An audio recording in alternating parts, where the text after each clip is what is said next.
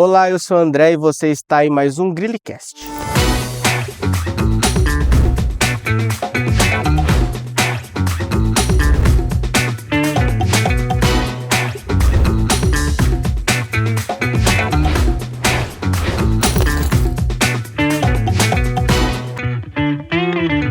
Hoje o nosso tema é um tema muito especial, um tema que trabalha um pouco de tecnologia, educação também, que é o nosso foco principal, e hoje temos a ilustre presença de agora sem barba, professor João Hilton.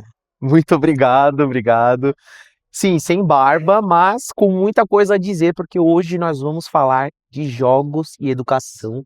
E acho que nós dois, né, André, nós temos propriedade para falar. Eu mais de jogos, você mais de educação. Também de jogos. Também de jogos. Também de jogos. Então, bora. André, eu queria perguntar uma coisa para a gente já aquecer aqui. Qual foi o jogo que mais marcou na sua infância? Vamos lá, jogos na infância. O tradicional Super Mario, né? Aquele infinito Super Mario que ninguém achou o final até hoje, né? Deve ter um final, mas eu ainda não descobri qual que é. Mas ao longo da minha adolescência, agora na vida adulta, outros jogos também foram aparecendo e surgindo como boas surpresas.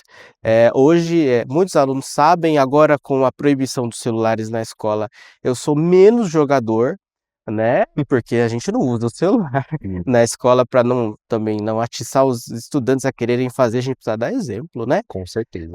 Mas também Pokémon. Nossa, eu sou um exímio jogador de Pokémon e veja, a educação, pensando em educação em jogos, a princípio parece que não tem nada a ver, né, mas os jogos eles, conformam as pessoas, eles moldam as pessoas, então eu hoje, já adulto, passei um pouquinho dos 30, eu consigo me perceber sendo um André lá da década de 90 que jogava Super Mario e muitas vezes tinha que errou, volta do começo, errou, volta do começo. Exato.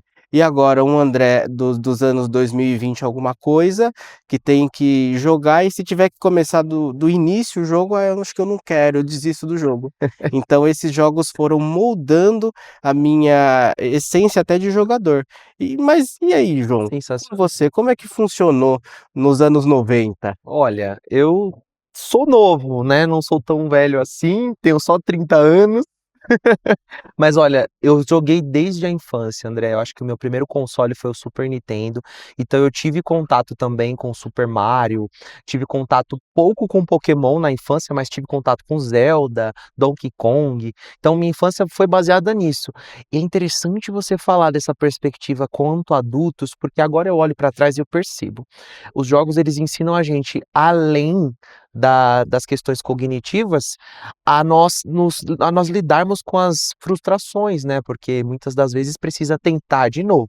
Você erra no jogo, tenta de novo, erra, tenta de novo. Na infância isso já é um treinamento. Na vida Exatamente. adulta, que a gente vai precisar refazer muita coisa, recalcular várias rotas. E falando de Pokémon é interessante porque muitas crianças que gostam de Pokémon quando vão jogar se deparam com a dificuldade que é você jogar um RPG, que é um role play game, né, que é um jogo de interpretação mais, complexo do que somente um jogo de plataforma de andar e pular. Um jogo de RPG, ele requer interpretação, ele requer inferências durante a jornada, ele requer pausas para você entender como que a história está desenrolando para ir para o lugar certo, para o outro lugar, voltar. Então, é interessante como o cérebro da criança já vai trabalhando a multitarefa, a multidisciplinaridade durante o jogo do Pokémon. E Exato. muitos pais não percebem que a criança que está ali, é cartinha de Pokémon. Quando coloca no jogo, você já está exercitando sua criança e adolescente, muito mais às vezes do que, de repente, só colocando desafios lógicos escolares, né. Sim. Os jogos eles têm esse poder aí de diversificar o estudo. E eu queria até colocar uma questão importante, que eu acho que você tem uma percepção dos dois lados, Certo. porque você é uma pessoa muito envolvida com jogos e também Isso. está do lado de cá dentro de sala de aula, acompanha os estudantes, mas pelo menos na minha experiência, desde da adolescência, infância e adolescência, até o início ali da juventude, os jogos, pelo menos para minha família, nunca foi muito bem aceito. Então os jogos nunca foram muito bem aceitos. Uma porque na cabeça, né, da minha mãe e do meu pai, jogo é coisa de preguiçoso, jogo vai fazer uma coisa mais importante, Uhum. vai ler o livro, não que não tenha a sua importância, é muito legal ler livro, é muito legal socializar em brincadeiras coletivas ali na Sim. rua e tal, mas o jogo, ele sempre foi colocado num escanteio, meio que num limbo de, olha, todas as outras coisas são muito legais, mas essa, não, essa não vai te exercitar nada. Mas realmente é assim que funciona? O jogo ele não exercita nada, o estudante ele fica ali parado, monótono, em inércia, só jogando, movimentando os dedos, não há nenhuma outra atividade que seja engajada a partir daquele jogo? Eu acredito que seja o contrário. O que costuma acontecer, acredito, nas famílias desde os anos 80 e 90, é que criou-se essa forma de enxergar os jogos generalizada, o que é muito perigoso. Eu aviso os alunos, nós não podemos nunca generalizar tudo. É importante que nós tenhamos outros pontos de vista. Então eu generalizar que os jogos são ruins, é eu colocar dentro de um mesmo balaio alguns conteúdos que são muito importantes para as crianças. Aí trago como referência para a nossa conversa, imagina, por exemplo, uma criança que está querendo aprender uma segunda língua. Eu criança, não falava inglês. E aí eu fui, de repente, apresentado a um jogo chamado Tomb Raider, né, que é um jogo de aventura, né, uma protagonista mulher, a gente já traz aí um diferencial para os anos Sim, 90. sim, sim. Então, uma mulher protagonista que vai desvendando, os mistérios de catacumbas, de tumbas do Egito, uma arqueóloga.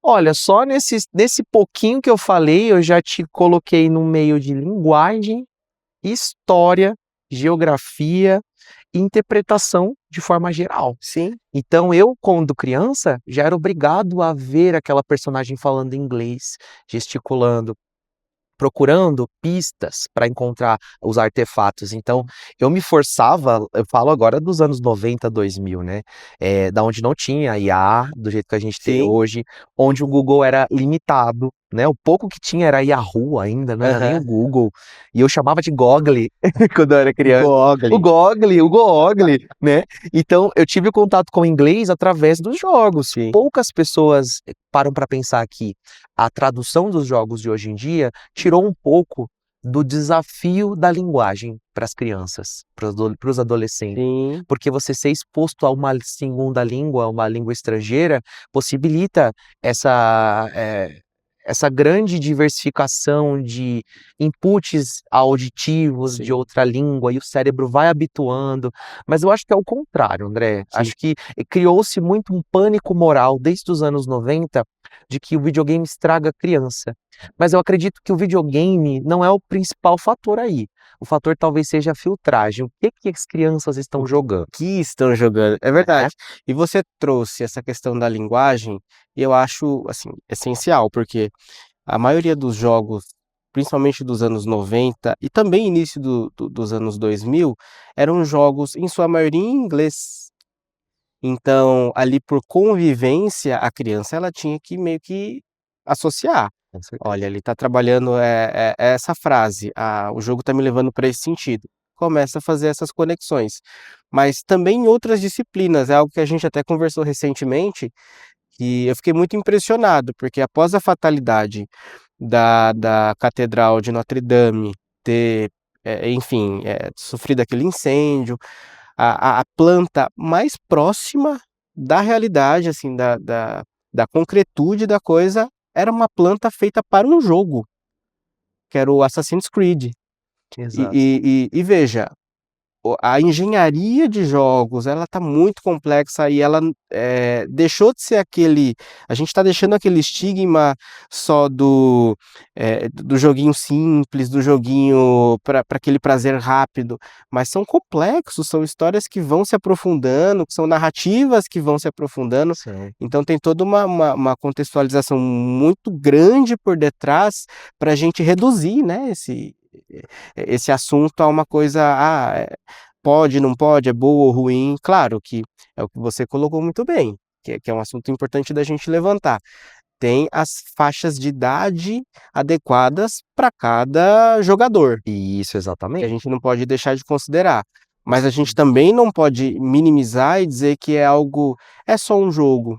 Já foi só um jogo, hoje em dia é muito mais que só um jogo, né.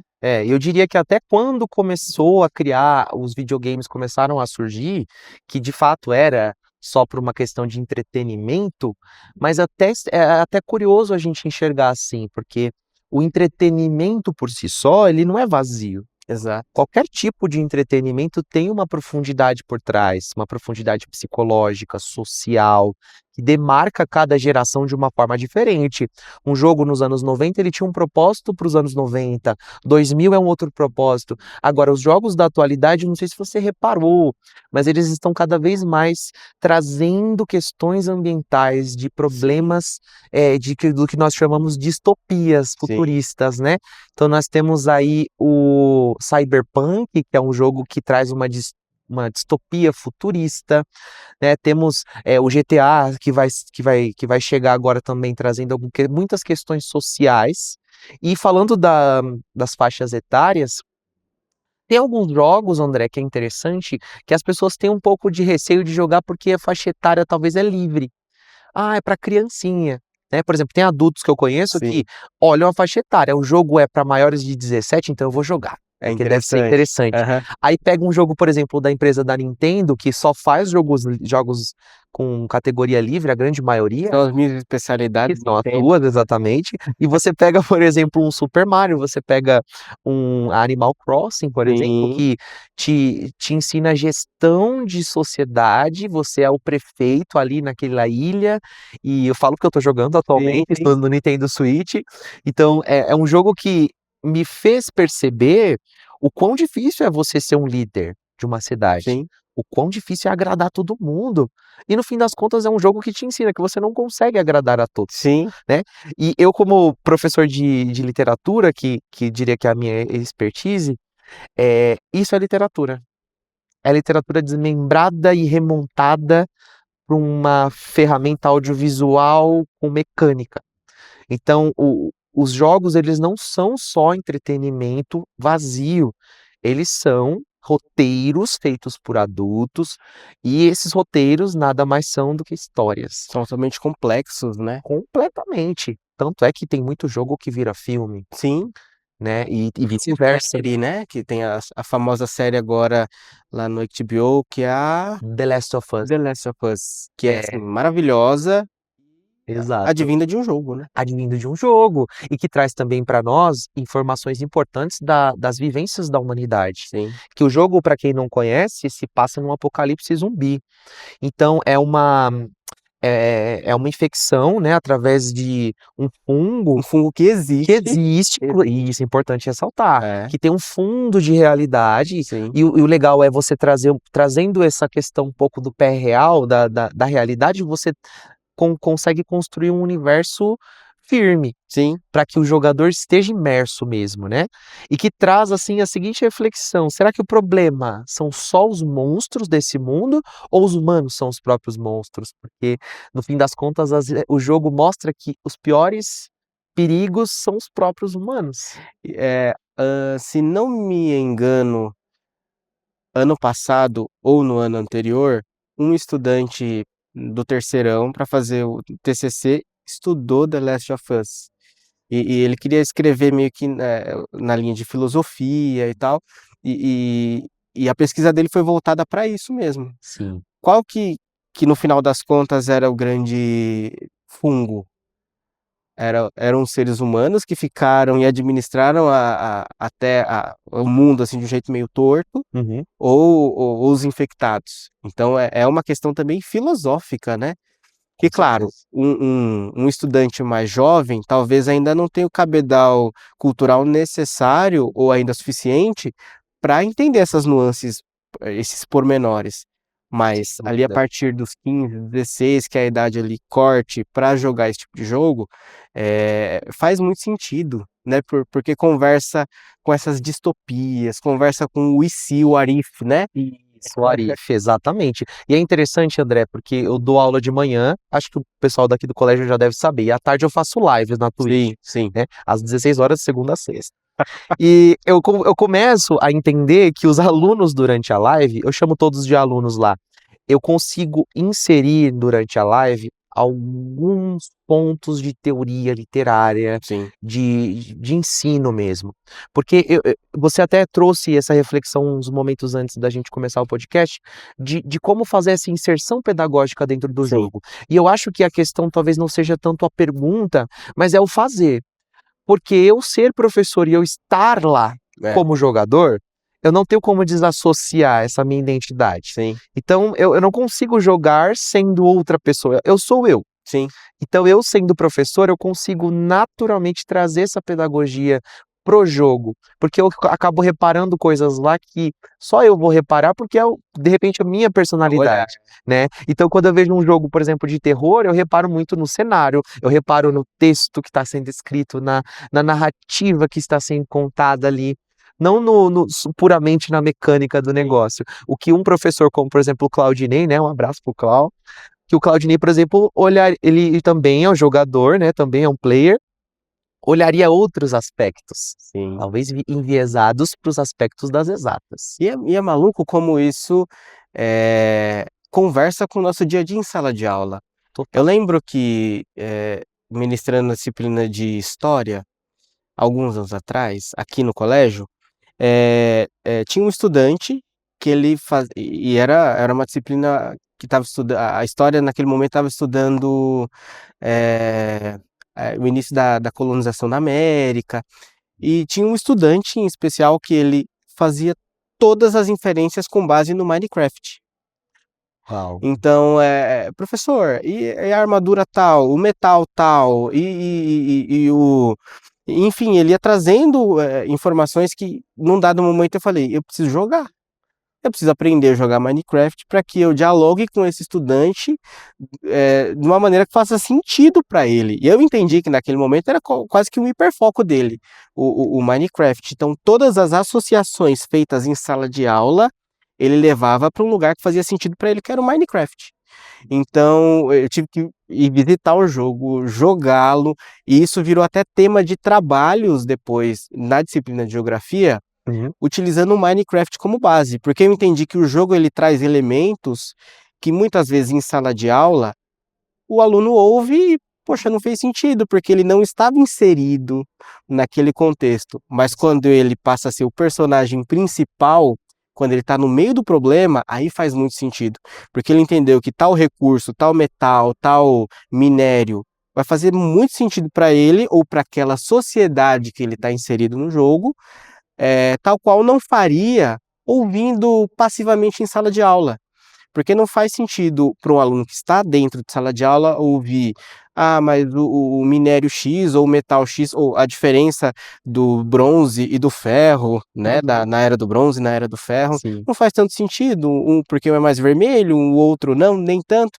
Mas quando se está inserido naquela sociedade Minecraft, ele entende que a resistência do metal é diferente, então, a força da arma ou a habilidade especial, tudo vai depender da qualidade daquele metal, daquele minério. Então é Certeza. diferente a forma que é recebido, né. É, assim como Paulo Freire falava, inserir a criança num significado, Exatamente. você trazer o aluno e trazer um conteúdo e proporcionar significado para aquilo. E é tão interessante você ver que desde Freire já falando para a atualidade, isso ainda é necessário, Sim, porque os alunos, de fato, entendam, que eles queiram entender, eu acho que o principal é o querer, eles precisam ver que aquilo tem relevância na vida sim. deles, né. Você falar do Minecraft é interessante, a gente pode elencar para outras matérias.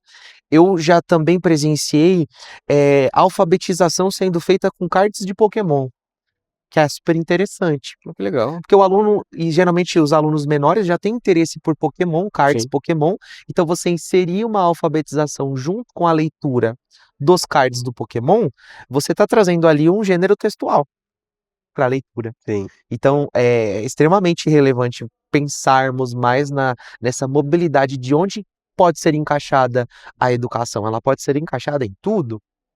E também nós adultos o tempo todo aprender com essas educações multidisciplinares, né.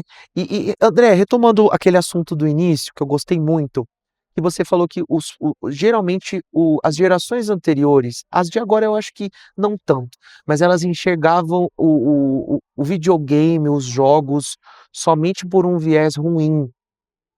Hoje, você como adulto, como é que você enxergaria os jogos para a geração atual, que é uma geração que precisa, de atenção, que tem muita dificuldade de reter atenção, que é uma geração que precisa, muitas das vezes, de estímulos Uhum. grandes para conseguir assimilar um conteúdo. O que você acha dessa dualidade da geração agora? Veja, os jogos, se transformaram, Sim. os consoles, né, os aparelhos de videogame se transformaram, eles hoje são muito mais potentes, e muito mais caros. Mas mesmo sendo muito mais caros, se tem muito mais videogame hoje do que se tinha atrás, então ele virou quase que um brinquedo, embora a gente não utilize esse termo, né, Isso. mas indispensável para quase todas as casas. E os adolescentes, as crianças passaram a jogá-lo também por influência dos pais, né, que cresceram nessa década de 80, 90, ali com seu Atari, depois o Nintendinho, o Super Nintendo, PlayStation. PlayStation 1, até hoje a geração 5 do PlayStation. Então quase que virou uma herança também para esse filho. E é quase indispensável em todas as casas o videogame. Então essa aceitação, primeiro, por pais que tiveram acesso, mesmo que seja um acesso menor, mais restrito e a aparelhos menos tecnológicos, mas houveram acessos antes do filho. Isso proporciona uma abertura maior para que esse filho jogue, né? Sim. Muitas vezes até junto com o pai ou com a mãe também. E hoje os jogos são muito mais, há uma variedade de jogos muito maior, né. Não era como aquela simplificação anterior de, jogo de luta, jogo de futebol e talvez, sei lá, um RPG mais simples.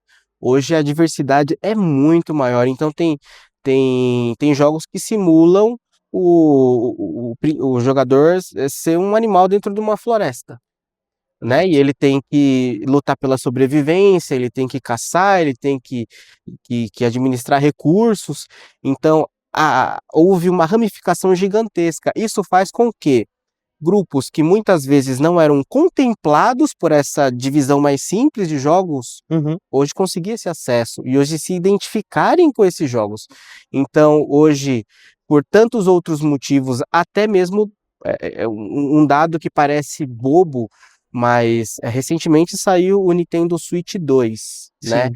foi o jogo, aliás, o console mais vendido em menos tempo, né, me parece que em 4 dias já venderam 30 milhões de consoles, e é um console que veio num custo alto para aqui para o Brasil No pelo Brasil. menos, né, e a aceitação dos jogos dentro das casas é muito grande, então a gente vê que hoje em dia é muito mais fácil, e não só pelos consoles em si, mas também pelos computadores, né. É possível, não tenho o console, mas eu consigo jogar aquele determinado jogo Sim. no computador, então isso facilitou muito também. Muito bom, muitos pais até optam pelo computador por, de repente, Exato. às vezes, ser um custo-benefício melhor, Sim, né. Mas é interessante porque me preocupa também um pouco, ainda vejo uma resistência dos pais a entender talvez o significado de um videogame para uma criança. sim, E muito disso vem daqueles preconceitos anteriores, das sim, gerações passadas. O que é importante também deixar claro aqui é que precisa seguir as faixas etárias, elas são Exato, é importante. impostas através de estudos, né, porque tem sempre aquela questão de: "Ai, meu filho, será que ele já é agitado, eu vou colocar um jogo agitado para ele jogar, ele vai ficar pior". Tem muita preocupação nesse Sim, sentido. sim, E na verdade não, às vezes tem situações que o jogo ser agitado proporcione para a criança até um desenvolvimento melhor, sim, porque o jogo, ele vai ter, igual nós dissemos no início, muitas faculdades a serem trabalhadas ali. E é importante mesmo sempre frisar, os jogos eles não podem ser vendidos sem faixa etária, então atrás de cada jogo tem lá a idade adequada, recomendada, sim. adequada a ser jogada, né. Muito bom. Então André, aproveitando, vou fazer uma última pergunta. Como que você acha que é possível unificar a gamificação com a o propósito de sala de aula? João, eu acho que hoje se vende muito essa ideia da gamificação, sala de aula, modernidade. E a gente tem que tomar muito cuidado quando a gente ouve isso, porque nem tudo que é vendido como gamificação em sala de aula é inovador. Muitas vezes é algo que já era reproduzido há muitos anos, só mudou o nome e agora é tido como uma coisa diferente, revolucionária, e na verdade é a mesma coisa, é o mesmo do mesmo. Mas eu acho que faz muito sentido a unificação da gamificação e do dia a dia da escola. Por quê? Eh, Pensando hoje, a educação, o que faz sentido? Faz sentido quando o estudante, ele está na situação problema. Então, digamos que a gente está pensando, uma sociedade feudal. Isso eu já tive até a oportunidade de trabalhar em sala de aula, um jogo que era muito simples, feito por Google Doc, né, e aí a gente formulou o jogo com a ajuda de um professor de Brasília, e Uhum. aí o jogo era como um RPG, os alunos iam seguindo as fases, e a partir das escolhas que o aluno ia fazendo, a sociedade ia caminhando por um determinado lugar. Isso, ou de prosperidade ou do avesso disso. Eh, e faz muito sentido, porque o aluno está inserido no problema. Então eu Sim. preciso o primeiro ponto de eu pensar gamificação em sala de aula é, o aluno ele precisa estar dentro do problema, ele precisa, vivenciar aquela sensação. Segundo ponto importante, eu acho, que assim como todo game, precisa ter um feedback para esse estudante. Então, o game, ele é recorrente aparecer o seu nível de vida, o seu nível de estamina, como é que você tá, se tá bem, se não tá. Eu acho que, o nosso papel aqui do outro lado, né, como o outro gamer desse Sim. grande jogo, é fazer esses feedbacks para que o estudante consiga ter novas linhas, novos direcionamentos e ir seguindo nesse jogo. Mas eu acho que uma coisa que é realmente muito importante é para que a gente tenha a noção de que nem tudo e nem sempre é possível gamificar em sala de aula. Porque senão a gente entra naquele outro ponto de que, poxa vida, se não está gamificado, não está legal porque meu filho não se adequa. Não, Tedioso. é tedioso. Nem sempre. Existem situações pedagógicas que é necessário mesmo, todo mundo sentadinho, ouvindo ali o professor, ministrar a aula, uma aula mais dialogada, ou uma roda de conversa. E às Exato. vezes para atividades mais especiais, para que haja uma participação, uma interação, assuntos um pouco mais complexos, aí o professor se utiliza desse recurso. Porque se ele utiliza sempre desse recurso gamificado, aí ele para de ser tão interessante. Então precisa ser administrado muito bem isso também. E claro, a gamificação está presente na nossa vida muito antes da gente, identificá-la com esse nome.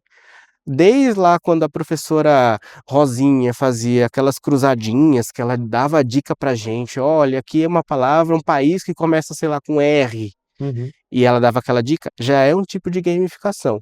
Claro que hoje isso está muito mais avançado, mas a gente já viveu isso muito tempo, né. Já, exatamente. E você, nas suas práticas em sala de aula, você já chegou a implementar isso? Como é que funcionou? Já, através do meu viés de roteiro de histórias. Então é possível, através da literatura, transitar por todos esses jogos e esses gêneros também. O que eu sempre ressalto para os alunos, também trazendo para a gamificação, foi essa parte importantíssima de que nem sempre precisa ser divertido Uhum. e nem sempre conseguiremos fazer isso ficar divertido. Sim. Às vezes o trabalhoso, o rotineiro que nós chamamos, né, ele precisa ser executado. Mas assim como na educação tem momentos divertidos e outros nem tanto, nos jogos também tem. Então Exatamente, acho que o jogo reflete muito a vida, né. exatamente. Até pensando nas práticas dos nossos colegas, veja, já que a gente já citou, o nosso querido professor Claudinei, que vem com todo esse primeiro semestre trabalhando as tabuadas, ele conseguiu transformar, claro que ele vai ter um momento dele contar isso melhor para vocês aí em casa, mas ele conseguiu transformar num grande game, Exato. onde os alunos trabalham outras habilidades que não só aprender a tabuada, mas liderança, eles aprendem também a administrar tempo, eles aprendem o coletivo, a vivência e coletividade. Então, os jogos têm essa potência de nos aproximar de outras habilidades que ali no duro a gente não conseguiria tê-las tão rapidamente, Sem né. dúvida. Então, chegando no final de mais um GriliCast, eu queria perguntar para o professor João qual a mensagem que a gente deixou aqui para vocês, e também não posso deixar de pedir para que vocês comentem aí se vocês gostaram ou não, e qual mensagem vocês receberam, que vocês acham importante sobre o que falamos hoje. Professor João. Bom, primeiro agradecer o convite, é sempre um prazer falar de jogos e educação, são as Prazer é minhas nosso. obrigado, são as minhas áreas de especialidade. O que nós aprendemos hoje? Eu acredito que mais importante do que enxergar os jogos só como uma diversão, é perceber a amplitude social e de experiência que esses jogos podem trazer para as nossas crianças e adolescentes. É claro, sempre importante, além de ter o controle parental, com todas as áreas e aspectos da vida que uma criança e adolescente precisa, cuidar para não jogar demais, ter sempre um bom limite nos jogos, tomar muito cuidado com a faixa etária, tomar muito cuidado com os jogos de comunicação online, porque as crianças elas precisam elas precisam de orientação nesse ambiente virtual, que é um ambiente muito fácil de ter contatos com pessoas que muitas das vezes nós não conhecemos. Então jogos como Roblox, Fortnite, Free Fire, esses jogos que são mais comuns para os jovens, precisa ter um controle parental também.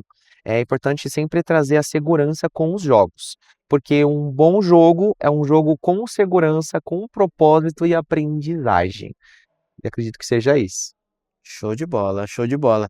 Então, assim, hoje nós encerramos mais um episódio do GriliCast, hoje com a brilhante participação do professor João Hilton, e eu mais uma vez aqui humildemente comunicando a vocês um pouquinho da nossa experiência no Colégio Grilli. Aguarde o próximo.